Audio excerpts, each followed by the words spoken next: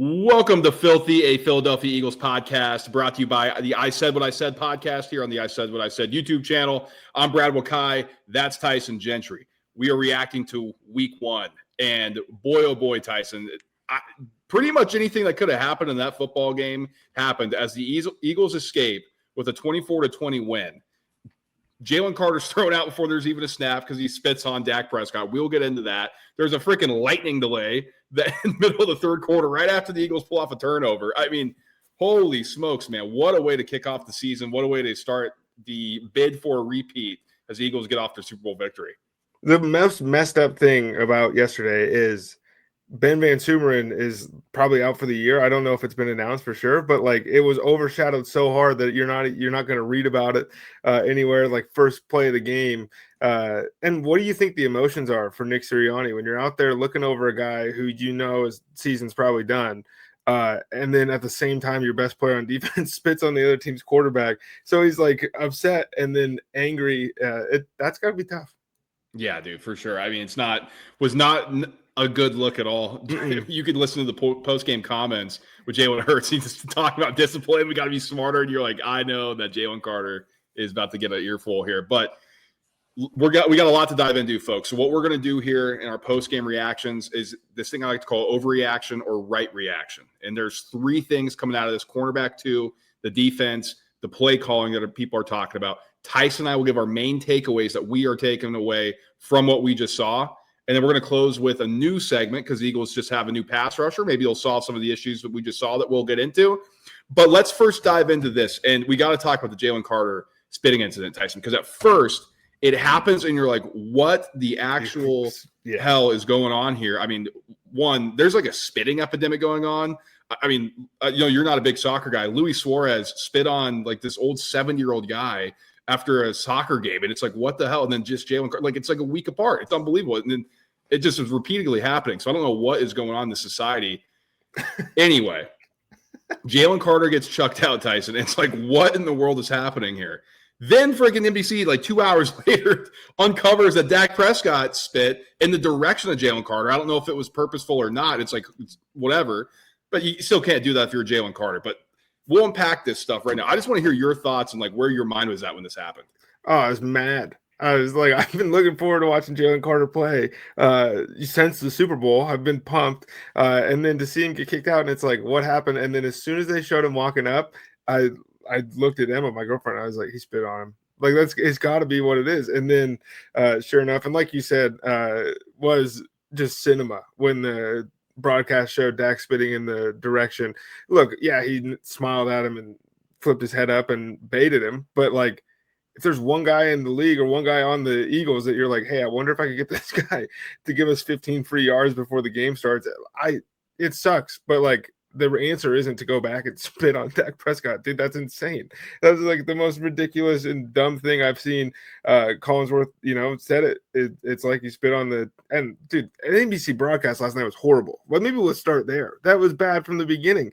They have that girl singing God Bless America, and it's just crowd noise the whole time. Well, I don't know if that was NBC, though. I think that was something with the PA, because the PA announcer, whatever was going on, something I couldn't hear that either, so I don't know what was going on. It was tough. But yeah, I mean, all in all, that was like a pretty intense way to start the first 6 seconds of the season. Yeah, and then the Cowboys go right down and score, and there's a lot of questions that came out of this defense, and we'll get into that. But I mean, Tyson, I always say this, though.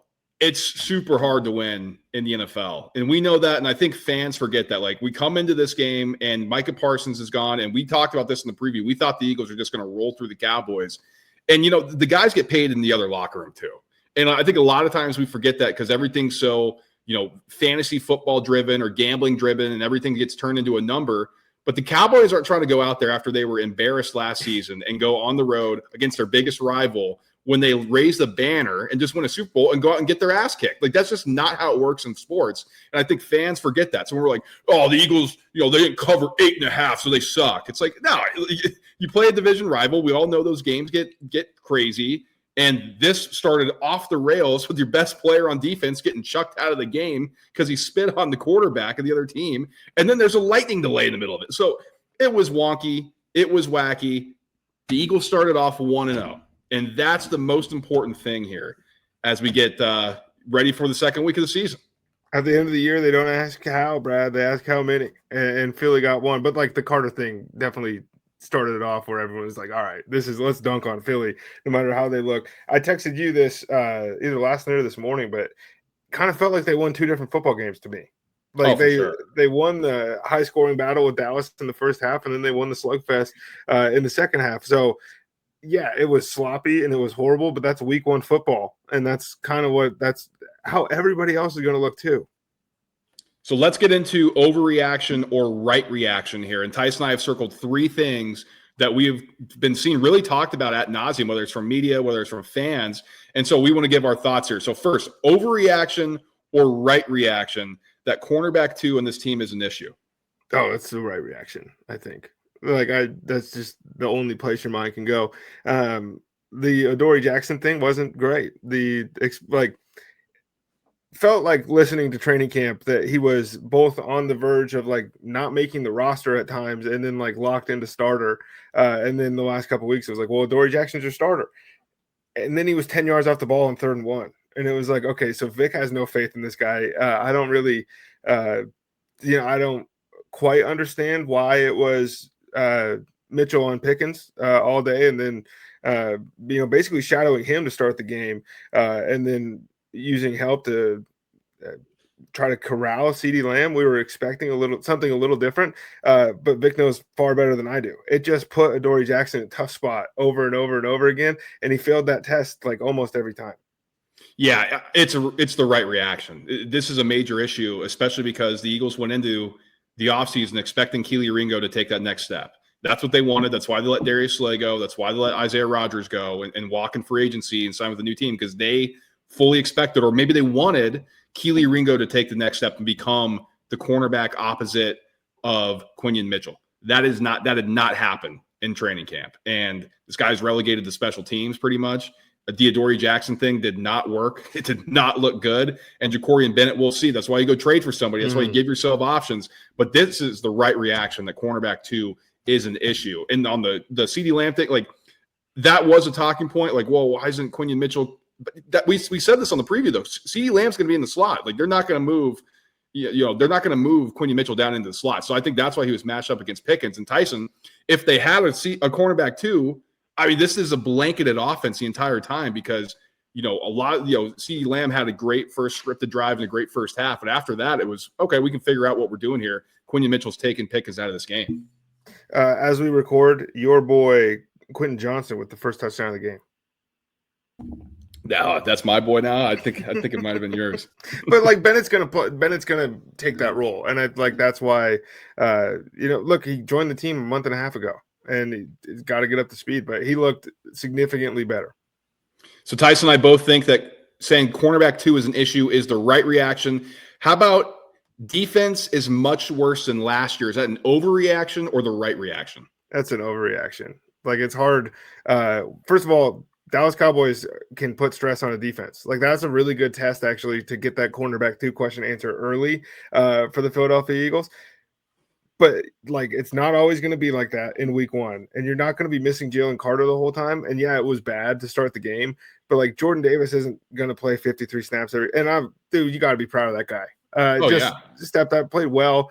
Obviously, you'd like to see maybe bring the quarterback down when you have him in your giant arms. But besides that, like Jordan Davis was good enough.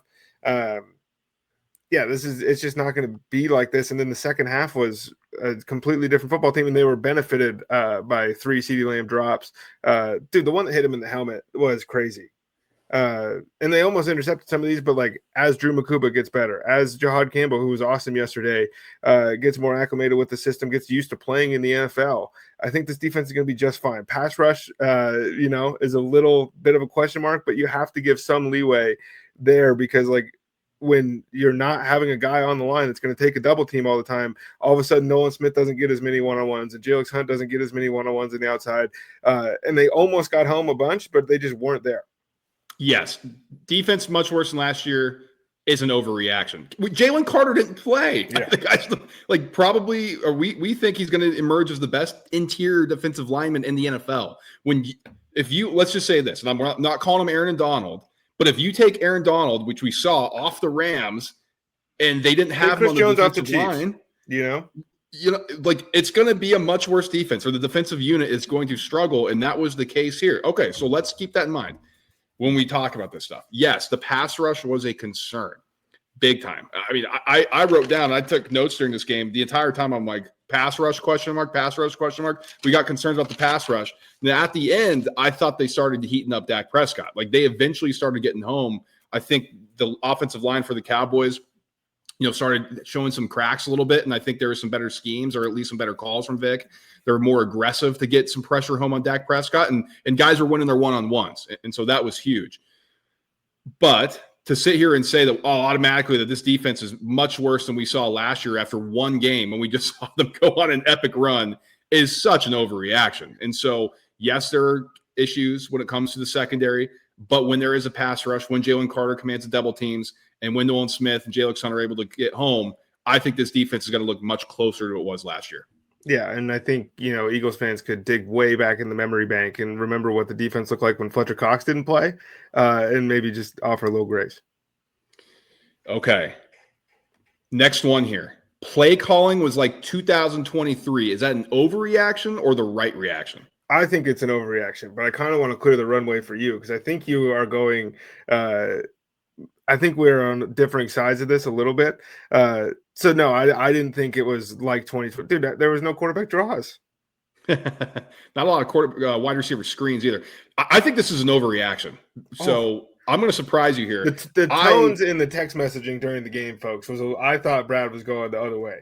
Well, in the second half, but it was a weird game. I mean, the first half, I loved the offensive rhythm and flow. I loved the play calling. I love the fact that Jalen Hurts was under center too. Like we didn't see a ton of that. And Kellen Moore, he likes to run kind of a spread style, and they didn't get under center a lot. I actually think that's going to benefit this offense if Jalen Hurts is under center more often because it gives you more layers. And I think the play action pass is going to work more effectively. And so that was very positive to me. I thought they did a good blend, and Kevin Patullo did a good blend of you going under center at times, utilizing just a downhill attacking on the pass rush and also some spread principles, and getting stuff over the middle of the field where Dallas Goedert eats. That was very positive early, and I thought the offensive line did a great job to get Saquon Barkley popped to the outside. The second half was ugly, folks. I mean, it got super conservative, up the middle, blast for no reason. The concerns for A.J. Brown getting one target and one catch, Devontae Smith basically being a ghost as well. Yes, we understand that. The guy also just had his first game as NFL play caller. Can we stop? And because all you guys out there that are complaining, when you got promoted to your new job, I'm sure it was just seamless. Like you guys had no struggles at all. And so that's the stuff we're talking about. And that's what we want to give you here on Philthy is actual real life stuff. Yes, it would be great if Kevin Patullo in his first game as offensive coordinator, his first game as the play caller of the Eagles, looked like Bill Walsh or was like, Don Coryell. the offense was hemming and humming. It was revolutionary, But this is the real world, and there's growing pains. I don't expect it to look like that in week 16. Maybe that's just me kind of pushing ahead. This did not look like 2023. This had more layers. This was more multiple. This was more creative. I understand the second half didn't look that way, but I liked what I saw in the first half. You're unbelievable. You're just one of a kind. Also, Devontae Smith, the 3 targets thing, I think is a little bigger deal than the A.J. Brown stuff. And Smitty popped up on the injury report too. Like A.J. misses almost all at camp, and then we're told he's fine. And then he won one route, basically. I think I saw the PFF numbers. He was like 91% of the routes he ran, he wasn't open. And he looked a little hindered. And there was a lot of just AJ is going to be the underneath guy here. It wasn't a ton of what we're used to from AJ Brown, but also put a bunch of stress on the Dallas Cowboys defense, and they were paying attention to him. So even as a warm body out there, he was more beneficial than like John Mechie or whoever else you're going to put out there, Darius Cooper. Smitty with the 3 targets, 3 catches, that was a little tough. Like you'd like to see more from him. And I think if you're going to point at he didn't scheme the ball to his best players, but he's also hurt. And so that's we're going to give him a little grace there. The second half stuff, it's split into 2 because I think they were going to score after that turnover when they had all the momentum in the world and they got the bounce to them in the huddle. It's like, okay, this kind of looks like the Philadelphia Eagles. And then they're in the locker room for an hour. They come out and it was pretty conservative, but that's kind of the way it goes. And Brad, Jalen Hurts looks pretty damn good. Yeah, no, for sure. And I think, do you want to get in the main takeaways now? Yeah, let's do it, dude. Because that was the main takeaway I took from this. We were texting, and it's just so funny today that people are like, Jalen Hurts, people are trying to say he's top 5, but he doesn't throw to his wide receivers. This is ridiculous. I'm like, does anybody watch and understand football anymore? I mean, if you're watching that game and you don't come away impressed by how you quarterback a game and how you quarterback a football team, I don't understand why you are even allowed to talk football. The guy was in control from the moment the game kicked off. He was unbelievable on third down. He was unbelievably accurate. He made the right decisions. How many times have Eagles fans been clamoring for, he just needs to make the right decision. He does turnovers and this and that. And he finally does it. And I'm not saying all Eagles fans are saying this, or maybe even any Eagles fans, but the people outside who are talking about this, and maybe I'm just too much on social media, but people say, this was a terrible performance. That just blows my mind. Jalen Hurts, Tyson, if this is the version that they're going to get for the entire season, this team can repeat again. He was that good in this game. That's a guy that you walk into a game with and go, well, we can win, right? I mean, dude, the completion percentage was nuts. There was a drop by Saquon and 2 throwaways on 4 incomplete passes. That's beautiful. That's what you want to see. There was throwing the ball away to avoid the sacks, people. What were we yelling last year in Green Bay when the season started and Jalen opened up with one of the worst interceptions he's thrown in his career, and then he's holding on to the football? That team won the Super Bowl. He looks like this right now, and I think that's something to be like hang your hat on. And then for the last 2 years, it's been like Jalen Hurts looks a little slow. No, he's not slow, but he looks slower than he did when he was a rookie, second-year guy. Jalen Hurts looked fast as shit yesterday. He was moving. That was probably the most confident I've been in seeing Jalen Hurts as a runner. And I remember when he was trying to get to the edge, he would always do that cutback. Yeah, and dude, that's not working. That was working against the Cowboys. He left socks on the field on 3rd and 3 to win the game. Like, what do you say to Mooch? Get freaky? That's what he did. He was looking good, man. And that was the biggest takeaway I had. I circled that. The other thing I circled coming out of this was the second half play calling questionable. We talked about that, and then concerns about secondary pass rush. We talked about that. Here's what I want to highlight, Tyson. And I think this stands out to me. These are the snap counts. I think this will give you an idea of how we're going to look at this thing going forward, or how this thing's going to line up going forward.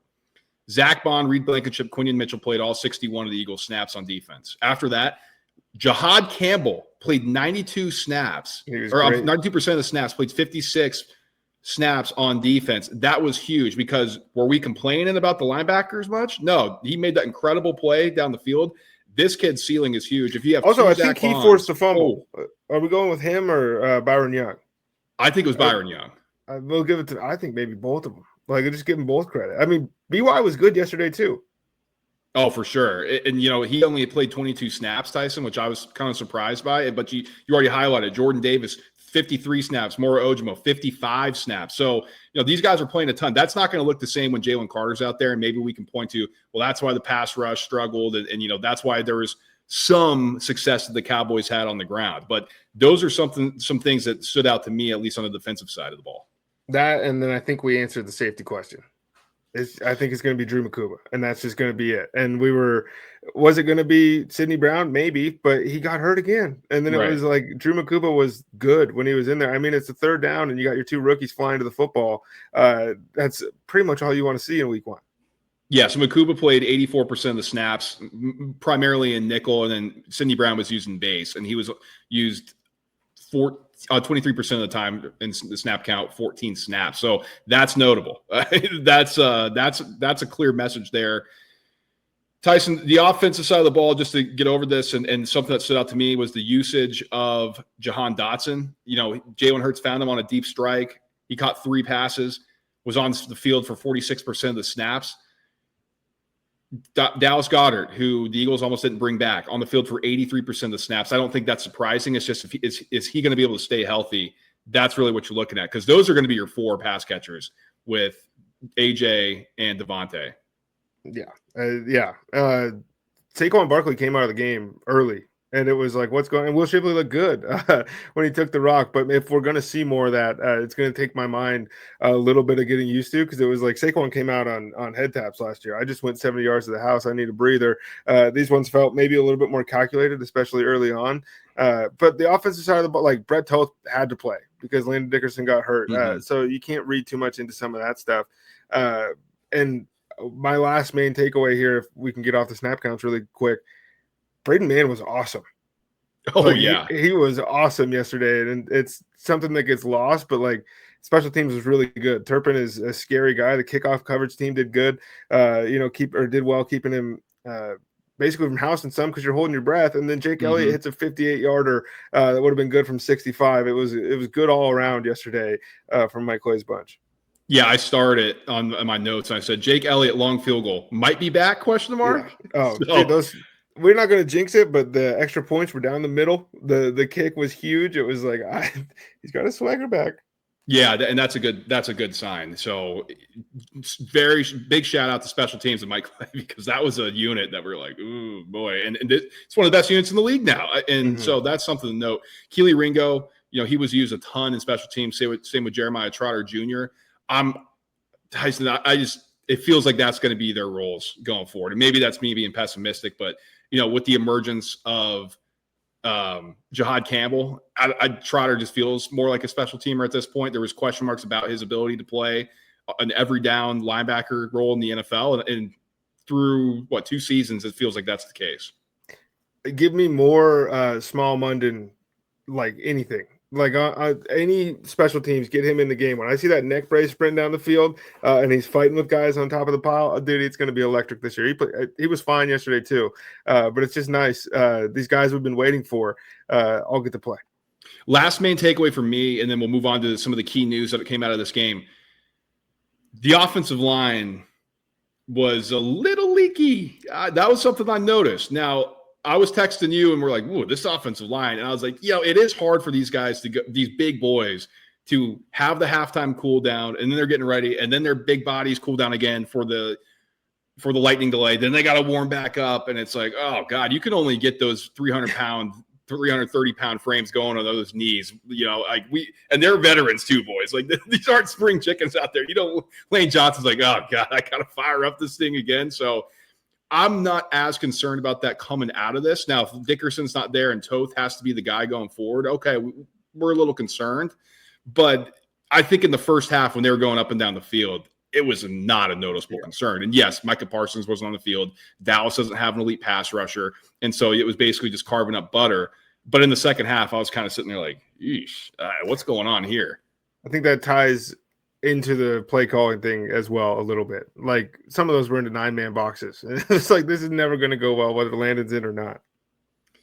Let's get into some key news, Tyson, because coming out of this game, the one that really came down, we're recording this on Friday, is that the Eagles have signed Zadarius Smith, edge rusher, to a deal that is worth up to $9 billion. The maximum value. Oh no, it's being reported that's worth up to $9 billion. It's not. It is for $8.25 million. So $4.25 million is the base salary, and there's incentives in this contract. Zadarius Smith, he had 8 sacks, I believe, last year with the Detroit Lions, and so the Eagles bring another guy who can get the pass rush or get the quarterback off the edge.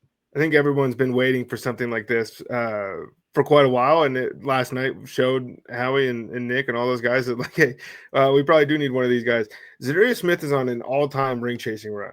This is cool. Hey, if he can get it here, that would be great, because the guy is a mercenary. I mean, at certain stages of your career, if you're good at one thing, hey, I go get sacks, then that's what you get paid for. Like Von Miller, obviously, starting to do that now, and Zadarius Smith's in that boat now too. But he's a good player too, and I don't want to turn this into a joke. This isn't it's not like you went out and got Trey Hendrickson or Myles Garrett earlier this offseason or something. It's not like a generational or a superstar type guy, but it's not going to be like when Robert Quinn showed up either. It's going to be in the middle. Yeah, that's a good point. Ben Van Sumeren reported from Adam Schefter that he has tore his patella tendon. He'll be out for the rest of the season, so that is tough. That's a guy who made the 53-man roster in the fullback role, primarily in special teams, things like that. But that is a tough pill to swallow for Van Sumer. And I wonder where the Eagles go from here. Is that more snaps for A.J. Dillon, yada, yada? I don't know how much he was going to be used on offense, who takes over on special teams. Those are things that the Eagles have to figure out in this long week. Was that A.J. Dillon's career long last night when he took off for 9 yards? I don't know if it was or not, but like I know that made you smile. Oh, I was pumped, dude, because he came in and immediately they start talking about the quads, and it was like, this is going to go well. 9 yards and then right into the back of the offensive line on the next one. But the Dickerson thing, I think, is the biggest question mark here out of all the things that have happened in the game, after the game, because Jalen Carter's not getting suspended. I don't know why that's even being floated. Like, it's never happened for this type of incident. He's going to get fined. It might be a hefty one, but like, find him a game check. He already missed a game. What do we need to suspend it longer for? Nothing on Dickerson as we're recording this. We'll keep our eye out as we do, the preview against the Chiefs for next week, but nothing yet on Landon Dickerson. That's something we'll know. But they do have a long week because they play on Sunday and they play Sunday afternoon on the East Coast. So a little bit more time for Dickerson to get healthy. That's pretty much all we got here, Tyson, our first reaction show here on Philthy. Yeah, hopefully all the games are that exciting and maybe a little less dramatic. I'm hoping they're not as exciting. I hope they steamroll. I hope this is just I hope they break the old Miami Dolphins record. I hate those tweets. It's like, oh, those guys are popping the champagne now. I'm like, can you just F off? I can't believe you just put that on wax, man. You got the Philadelphia Eagles going 19 or 20-0.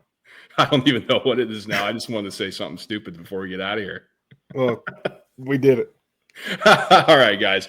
Appreciate you tuning in. Like, subscribe, and share the show. Again, this is Philthy. It's on the I Said What I Said podcast channel. Tyson and I don't just cover the Eagles stuff. We are doing this specifically because we were Eagles fans, because we covered the Eagles last year, and they went on an insane run and won the Super Bowl, so we had to keep it rolling.